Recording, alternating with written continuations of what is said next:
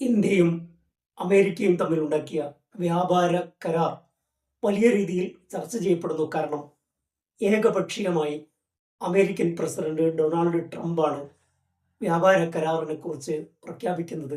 50% തീരുവയിൽ നിന്ന് 18% കുറക്കുമ്പോൾ അമേരിക്കയുടെ താല്പര്യം മുഴുവനും സംരക്ഷിച്ചുകൊണ്ട് ഉള്ള ഒരു പ്രഖ്യാപനമാണ് ട്രംപ് നടത്തിയിരിക്കുന്നത്.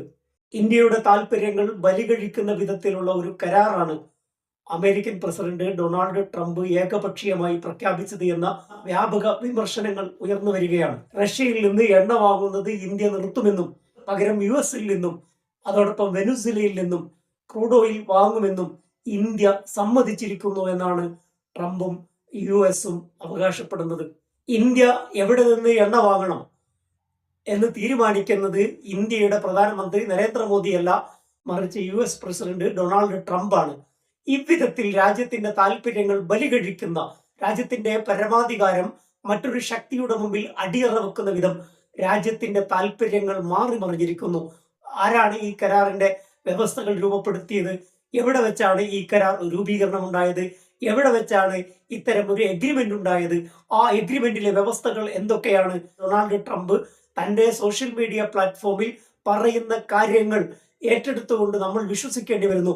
കാരണം രാജ്യത്തിന്റെ പരമാധികാരവും രാജ്യത്തിന്റെ താല്പര്യവും അമേരിക്കൻ ശക്തിക്ക് മുമ്പിൽ അടിയറ വെച്ചിരിക്കുകയാണ് BJP സർക്കാർ, നരേന്ദ്രമോദി. റഷ്യയിൽ നിന്നും എണ്ണ വാങ്ങുന്നത് നിർത്താമെന്ന് ഇന്ത്യ സമ്മതിച്ചുവെന്ന കാര്യം പലവരു ഡൊണാൾഡ് ട്രംപ് വ്യക്തമാക്കുമ്പോഴും പീയൂഷ് ഗോയലോ അല്ലെങ്കിൽ പ്രധാനമന്ത്രിയോ അല്ലെങ്കിൽ കേന്ദ്ര സർക്കാരോ ഒരിക്കലും ആ വിഷയത്തിൽ ഒരു വ്യക്തത വരുത്തിയിട്ടില്ല. ഒരു കീഴടങ്ങലിന്റെ സൂചനയാണ്, ഒരു സബ്മിഷന്റെ സൂചനയാണ് ഈ കരാറിലൂടെ വ്യക്തമാകുന്നത്. ഒരു ബ്ലാക്ക് മെയിൽ ഈ വിഷയത്തിൽ നടന്നു എന്ന് പലരും സംശയിക്കുന്നു. വില കുറഞ്ഞ സ്ഥലത്ത് നിന്ന് ക്രൂഡ് ഓയിൽ വാങ്ങി വിതരണം ചെയ്യുമ്പോൾ മാത്രമേ ഇന്ത്യയുടെ താല്പര്യം സംരക്ഷിക്കപ്പെടാൻ സാധിക്കുകയുള്ളൂ. BJP സർക്കാർ നരേന്ദ്രമോദി ഡൊണാൾഡ് ട്രംപിനെ ഭയക്കുന്നു, അമേരിക്കയെ ഭയക്കുന്നു. എന്തുകൊണ്ടാണ് കരാറിലെ വ്യവസ്ഥകൾ പുറത്തുവിടാൻ കേന്ദ്രം മടിക്കുന്നത്?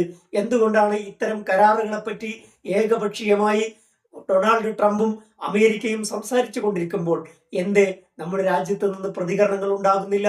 എപ്സ്റ്റൈൻ ഫയലുകൾ പുറത്തു വന്നതിന് ശേഷം പെട്ടെന്നാണ് നമ്മുടെ താരിഫ് കുറച്ചുകൊണ്ട് മറ്റ് പല ഡീലുകളും ഉറപ്പിച്ചുകൊണ്ട് ഏകപക്ഷീയമായി അമേരിക്ക ഈ വ്യാപാര കരാറിനെ കുറിച്ച് പറയുന്നത്. $500 ബില്യൺ ചെലവഴിച്ചുകൊണ്ട് അമേരിക്കൻ ഗുഡ്സുകൾ വാങ്ങാൻ, അമേരിക്കക്ക് അത്തരമൊരു വ്യാപാരം നൽകാൻ എന്തിന് നരേന്ദ്രമോദി ഈ സമയത്ത് തയ്യാറായി എന്ന് രാജ്യത്തോട് പറയേണ്ടതുണ്ട്. അമേരിക്കയിൽ നിന്ന് ഇറക്കുമതി ചെയ്യുന്ന ഭക്ഷ്യോൽപ്പന്നങ്ങൾക്കും മറ്റ് സാധനങ്ങൾക്കും 0 താരിഫ് ഏർപ്പെടുത്തിയിരിക്കുന്നു എന്നാണ് ഡൊണാൾഡ് ട്രംപ് പറയുന്നത്.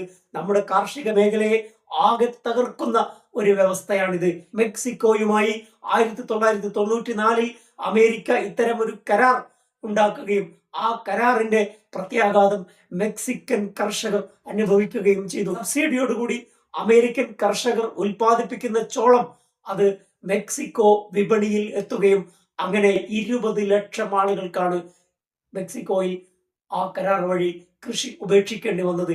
ഇന്ത്യയിലും സമാനമായ സാഹചര്യം വരാൻ പോവുകയാണ്.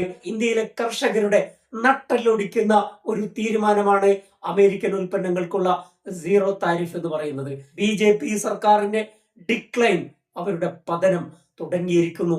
അവർ ചകിതരാണ്. വിഷയവുമായി അടുത്ത എപ്പിസോഡിൽ. Thank you for watching.